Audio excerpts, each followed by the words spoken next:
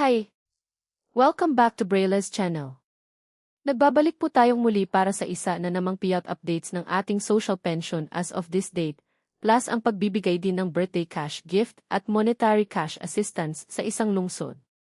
Kung saan at kailan ayan po ang ating ibabahagi ngayon, but before po tayo mag-start sa ating topic, kung bago ka pa lang sa aking channel, please do kindly subscribe, like, and share na din sa ating mga kaibigan, kaanak o kapwa po natin pensioners at please do share na din sa ating mga social media accounts para mas marami pa ang makaalam. With no further ado, let's begin na po sa ating topic. Announcement. Para sa lahat ng indigent seniors beneficiaries, local at national social pension plus birthday cash gift at ang monetary cash assistance as per schedule from August 14 hanggang August 31. NCR at iba pa alamin. Narito na po ang nagpahabol muli ng kanilang social pension payout hindi lamang sa social pension maging sa birthday cash gift as of this date. Kung isa po kayo sa naghihintay ng inyong payout ay tignan pong maigi ang bawat lugar, venue at oras ng inyong payout. Kung ready ka na tara panoorin po natin.